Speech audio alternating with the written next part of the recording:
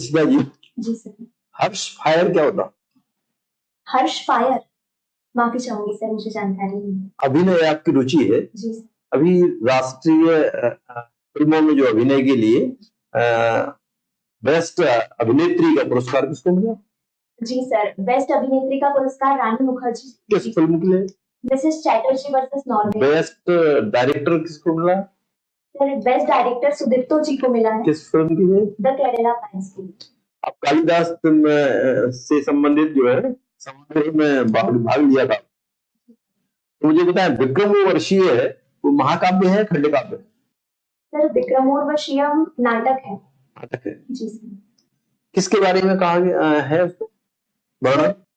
जी sir, इसमें पुरुरवा है और उर्वशी है जो स्वर्गलोक की अप्सरा है, उनके प्रेम कहानी का वर्णन किया गया है, जिसमें पुरुरवा उर्वशी से मोहित हो जाते हैं और जब उनका विरह होता है तो पुरुरवा जंगलों में भटकने लगते हैं। इसका इसमें वर्णन है।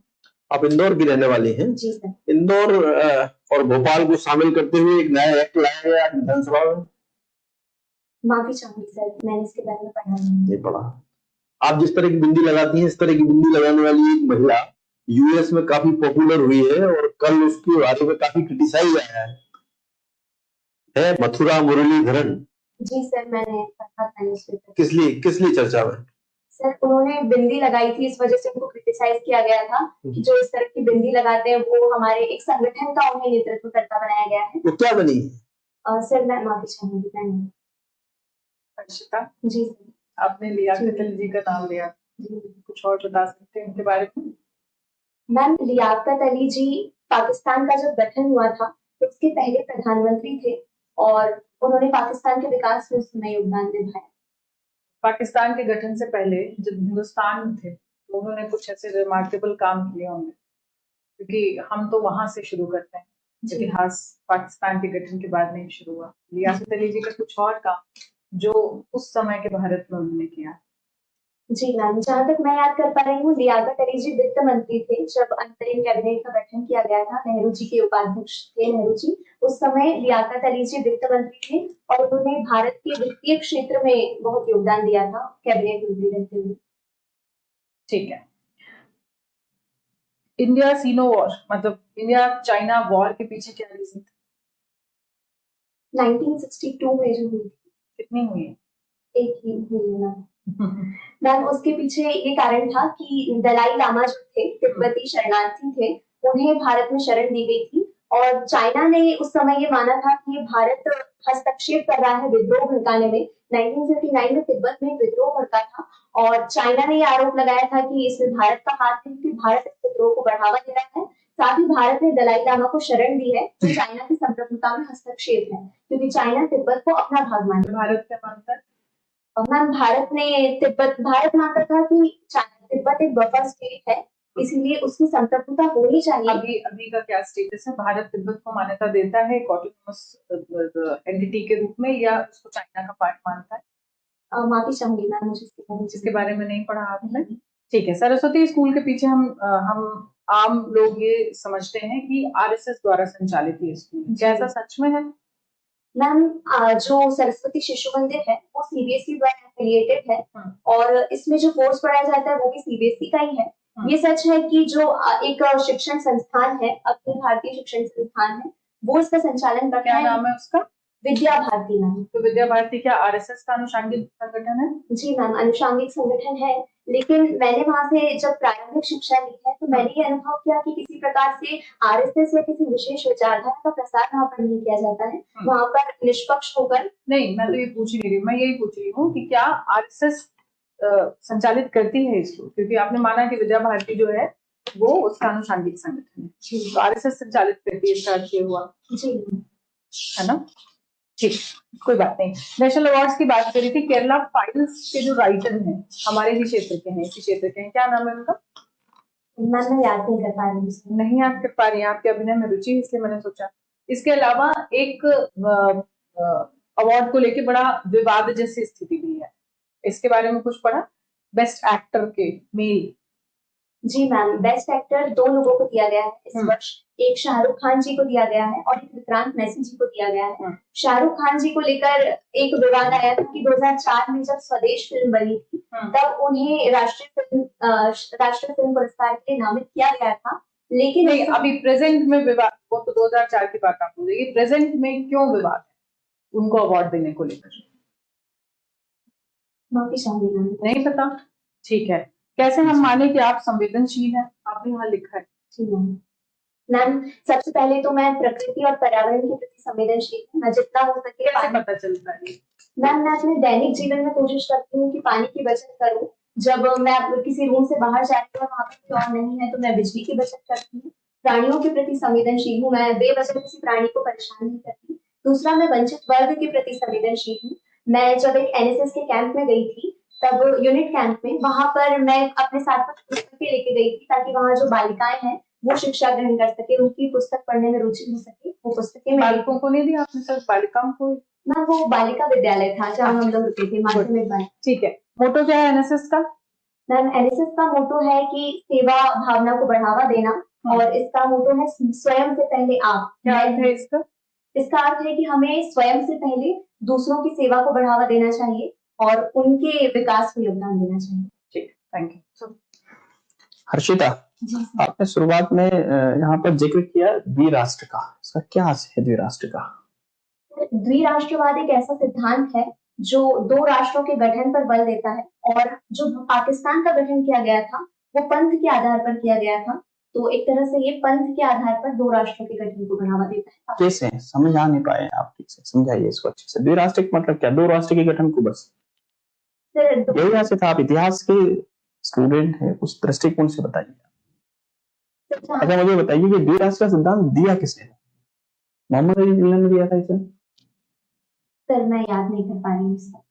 अच्छा, जैसे जिसने भी द्विराष्ट्र, जैसे सैयद मोहम्मद अली का नाम, खान का हम नाम सुनते हैं, उन्होंने द्विराष्ट्र का सिद्धांत दिया। एक हिंदू पक्ष के संदर्भ में भी ऐसा कहा जाता है कि इन्होंने भी उस द्विराष्ट्र सिद्धांत का समर्थन किया। कौन थे वो? हिंदू महासभा से। हिंदू महासभा? हिंदू महासभा पूरी हिंदू महासभा या कोई नेता थे उसे? सर मुझे नेता का नाम याद नहीं है। किस तरह इतिहास पढ़ा आपने? अच्छा आप मुझे बताइए, जैसे अभी सर के साथ आपकी चर्चा हुई, आपने कहा कि जब स्वतंत्रता हमें मिल रही थी तो अधिकतर मतदान जो था वो सरदार पटेल के पक्ष में था। तो वो जो मतदान हो रहा था वो किस लिए हो रहा था? क्या प्रधानमंत्री बनाने के लिए मतदान हो रहा था? कहाँ पर मतदान हो रहा था? किन लोगों ने उसमें मतदान किया था? और क्या वो प्रधानमंत्री बनने के लिए मतदान था? सर मुझे जहाँ तक याद है प्रधानमंत्री के लिए ही उम्मीदवार थे। तो कांग्रेस पार्टी के अध्यक्ष के लिए था? सर कांग्रेस पार्टी के अध्यक्ष तो उस समय अबुल कलाम आजाद जी थे जब हम आजाद हुए थे। ये प्रधानमंत्री पद के लिए मतदान। प्रधानमंत्री पद के लिए था? जी सर, जी सर। किसने मतदान किया था? सर मुझे इसकी जानकारी नहीं है, मैंने इतना नहीं पढ़ा इस पर। इतिहास की छात्रा नहीं है। सर मुझे बताइए, अभी हमारे यहाँ माननीय उपराष्ट्रपति महोदय के द्वारा त्याग पत्र दिया, संविधान के आधार पर ये बताइए कि न्यूनतम कितने माह में उपराष्ट्रपति का चुनाव होना चाहिए? सर संविधान के अनुच्छेद 68 में इसका जिक्र किया गया है कि जब उपराष्ट्रपति त्याग पत्र दे देते हैं तो कितने समय में उनका चुनाव किया जाना चाहिए, और इस संदर्भ में कोई समय सीमा तय नहीं कही गई है। इसमें जिस वाक्य का प्रयोग किया गया है वो ये है कि जल्द से जल्द चुनाव कराए जाने चाहिए। जल्द क्या होगा, कुछ भी इसका उल्लेख नहीं है, आपका कहना है? नहीं सर। ठीक है। अच्छा, अभी उपराष्ट्रपति महोदय है नहीं, तो उपराष्ट्रपति या यूं कहें कि कार्यवाहक उपराष्ट्रपति के रूप में कौन कार्य कर रहा है? उपसभापति जो है वो अभी राज्यसभा का अध्यक्षता कर रहे हैं। मैंने कहा कार्यवाहक उपराष्ट्रपति। कार्यवाहक उपराष्ट्रपति के बारे में मुझे पता नहीं है, मैं इसके बारे में पढ़ूंगी। अच्छा, इसके बारे में जानकारी ली। जैसे आपने यहाँ पर आपकी चयन में सहायक जानकारी में लिखा है संवेदनशील होना।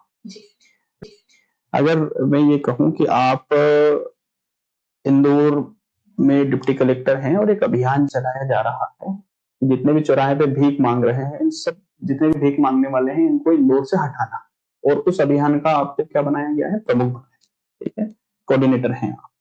तो आप बताइए कैसे इसको देखती हैं? जैसे अभी हमारे इंदौर में हुआ भी है ये कि जितने भी भीख मांगने वाले उनको हटाया गया है, तो आप क्या करती हैं अगर आप प्रमुख होती इस अभियान का? सबसे पहले मैं ये सुनिश्चित करती कि हमारे इंदौर में इस प्रकार का कारण क्या है कि इतनी ज्यादा संख्या बढ़ती जा रही है भीख मांगने वालों की या गरीबी की। तो उसके लिए मैं प्रयास करती कि उन्हें एक वैकल्पिक रोजगार में सुनिश्चित किया जाए, उनके लिए उन्हें कौशल प्रदान किया जाए। लगता है कि जो भीख मांग रहे हैं उनको वैकल्पिक रोजगार या प्रशिक्षण दिया जाए, क्योंकि जो शिक्षित हैं उन्हें रोजगार नहीं मिल रहा है, उन्हें प्रशिक्षण नहीं मिल रहा है, तो भीख मांगने वालों को कैसे आप वैकल्पिक रोजगार दे देंगे? सरकार बहुत सारी योजनाएं चला रही है कौशल विकास के लिए, तो मुझे लगता है कि उन्हें भले ही शिक्षा न दी जाए क्योंकि वो शिक्षित नहीं है इसलिए वो भीख मांग रहे हैं, लेकिन उन्हें अगर कौशल दिया जाए तो वो स्वयं समर्थ होंगे अपनी जीविका चलाने में और इसकी संख्या कम होगी। और अगर ऐसा नहीं हो सकता तो उनके लिए कहीं आवास की व्यवस्था की जाए, ताकि उन्हें सिर्फ हटा देना उनके साथ भी अन्याय होगा। इसीलिए किसी आवास की या किसी शेड की व्यवस्था की जाए जहां उन्हें रखा जा सके। अच्छा, समावेशी विकास क्या होता है? सर, समावेशी विकास का अर्थ है सामाजिक, आर्थिक, राजनीतिक विकास की प्रक्रिया में सभी वर्गों को भागीदार बनाया जाए, यानी विकास का लाभ अंतिम पंक्ति के अंतिम व्यक्ति तक पहुंच सके। यही है इसका मतलब? जी। ये जो अभी यूएसए ने इंडिया के जितने भी प्रोडक्ट हैं उनके ऊपर 25% टैरिफ लगता है, तो टैरिफ क्या होता है? सर, टैरिफ एक सीमा कर है जो आयातित वस्तुओं पर लगाया जाता है। इसका मुख्य उद्देश्य घरेलू उद्योगों को संरक्षण देना है और सरकार की आय में वृद्धि करना। अमेरिका को इससे क्या लाभ है? सर, अमेरिका ऐसा इसलिए कर रहा है क्योंकि हम एक कॉन्सेप्ट सुनते हैं, मेक अमेरिका ग्रेट अगेन, उसके चलते ट्रम्प जी ने ये टैरिफ लगाई है। क्या सेंस है, मतलब आप उसका कट से बताइए।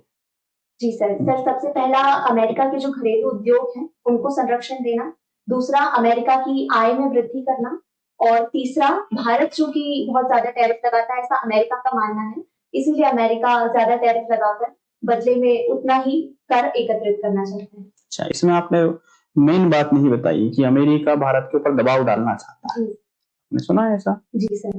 भारत के ऊपर दबाव डाल करके वो जो ट्रेड डील होने वाली है उसमें भारत को झुकाना चाहता है।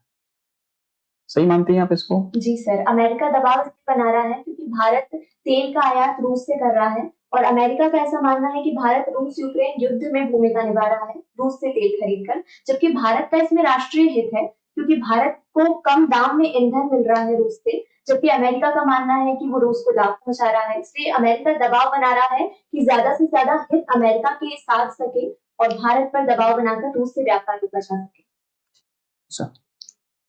हर्षिता, आप मुझे बताएं कि 2014 के बाद भारतीय राजनीति में क्या क्या परिवर्तन हुआ?